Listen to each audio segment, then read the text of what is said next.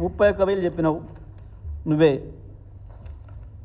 Cabinet లెక్క తేల్చిన అప్పులు 31,000 కోట్లు అని చెప్పినావు. ఓకే, ఆ తర్వాత ఏం చేసినావు? మళ్ళీ బడ్జెట్ కాడికి వచ్చేసరికి 26,000 కోట్లు చేసినావు. బడ్జెట్లో 26,000 కోట్ల కేటాయింపు.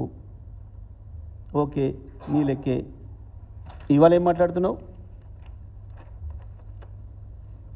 3 విడుదలలో నువ్వు విడుదల చేసినా అని చెప్పిన డబ్బు 17,933 కోట్లు నువ్వు చెప్పింది. కానీ ఇవాళ ఏం మాట్లాడుతున్నారు? 21,000 కోట్లు అప్పుడే మాఫీ చేసినాం. చివరికి ఏం చెప్పాను మొన్న? మొత్తం రుణమాఫీ అయిపోయింది. ఎవడు చూసినా మొత్తం రుణమాఫీ అయిపోయిందని మాట్లాడుతున్నాడు. సిగ్గు మీకుండాలి. సిగ్గు తప్పిన మాటలు మాట్లాడుతుంది మీరు, లజ్జ తప్పిన మాటలు మాట్లాడుతుంది మీరు. ఇన్ని అబద్ధాలు, ఇన్ని మాట మార్చిన ఏదో ఎవడు లేడు ప్రపంచంలో, మీరు తప్ప. ఒకే సంవత్సరంలో గిన్ని అబద్ధాలు. దీనికి ఎంతమంది దేవుళ్ళ మీద ఓట్లు, ఎంతమంది దేవుళ్ళ మీద ఓట్లు పెట్టారు దీనికి, ఈ మాత్రం గొప్ప పనికి? దానికి కేసీఆర్ గిది అడిగితే అక్కసలేదు నాడు అడిగిండు రైతుల్ని. అయిందా మీకు చెప్పినట్టు చేసిండ్రా లేదా చేయని వాళ్ళు చేయలేపమన్నాడు. అందులో అక్కసేముంది?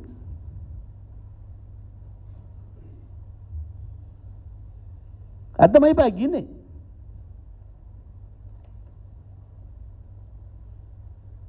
మీ అబద్ధాల పరిపాలన ఇక్కడ అర్థమైపోయింది కదా. ఎక్కడ పడితే వాడు, ఎవడు పడితే వాడు లాగులు దడుపుకొని సభను చూసిన తర్వాత మీకు పిచ్చిలేసి మీరు మెంటలీ మాట్లాడుతున్నారు. కేసీఆర్ మంచి నింపాదిగా నిబ్బరంగా ప్రజలకు ఏం చెప్పాలనో, ఆ సందర్భం ఎటువంటిదో దానికి తగ్గట్టుగా హుందాగా చెప్పండి. మా బాధ్యత ప్రజల తరఫున అడగటం, ప్రజల తరఫున కొట్లాడటం మా బాధ్యత. ప్రతిపక్షంగా 100% మా బాధ్యత నిర్వహించాలి, నిర్వర్తించాలి.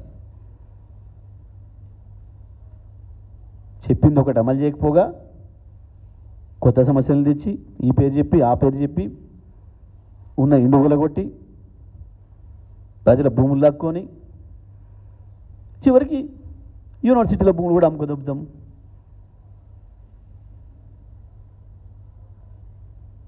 నిజమే, ఒక్కొక్క ఆయన సలహాలు ఇస్తుండే కదా మీకు. 350 ఎకరాలే చాలు యూనివర్సిటీకి, ప్రపంచంలో ఏ యూనివర్సిటీ కూడా 500 ఎకరాలు కూడా దాటలేదు. అమ్మని మరి ఉస్మానియాలు కూడా ఎక్కువ ఉన్నట్టుంది భూమి, 1300-1500 ఎకరాలు ఉన్నట్టుంది. అమ్ముతారా ఓ మూల? గదే కదా అడిగింది కేసీఆర్. ప్రభుత్వానికి అమ్ముకునే హక్కు ఉంది అవసరమైనప్పుడు, ప్రజలకు అవసరమైనప్పుడు. కానీ దానికి విజ్ఞత ఉండాలి, దానికి పద్ధతి ఉండాలి. అవతల విద్యార్థులు అడుగుతున్నారు, ఇది మాదనే భావన వాళ్ళకు ఉంది. కనీసం వాళ్ళతో మాట్లాడాలి, చర్చ చేయాలి. ఏందో మాకు పోలీసు ఉంది, ఏముంటుంది మీ బొంద పోలీసు ఎంతకాలం కాపాడుతుంది?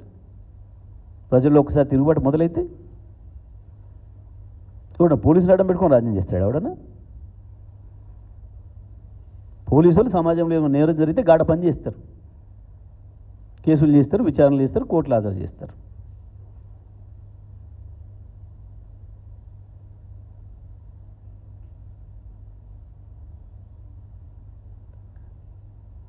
మేము ఎందుకు ఓపేసినాం, ఊడవికినాం,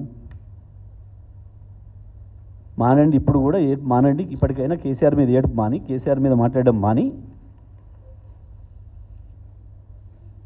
బుద్ధి తెచ్చుకొని ఏదైనా కొద్దిగా పనికొచ్చే పని ఉంటే చేయండి. లేకపోతే తప్పైంది, మాకు తెలియక మాట ఇచ్చినాం అని తెలంగాణ ప్రజలకు కాలు పట్టుకోండి, చెంపలేసుకొని. తెలియకనే ఇచ్చినాం హామీలు, లంక మీదలు ఉన్నాయనుకున్నాం తెలియక. ఆ మాట మాట్లాడడానికే సిగ్గుండాలి కొంచెమన్నా. వేరే దేశాలు అనేది ఉరిదీస్తారు ఇటువంటి మాటలు మాట్లాడితే. రాష్ట్ర ప్రభుత్వం యొక్క బడ్జెట్ ఎంతో తెలియకుండా ఏ పార్టీ కూడా హామీలు ఇవ్వకూడదు. రాష్ట్ర ప్రభుత్వం యొక్క ఆదాయ వ్యయాలు తెలియకుండా కేంద్రంలో పరిపాలన చేయాలనుకుంటే కేంద్ర ప్రభుత్వం యొక్క ఆదాయం ఏమేమి తెలియకుండా ఏ పార్టీ కూడా మేనిఫెస్టోలు ఇవ్వకూడదు. కేసీఆర్ తెలియకనే చెప్పలే అట్లా.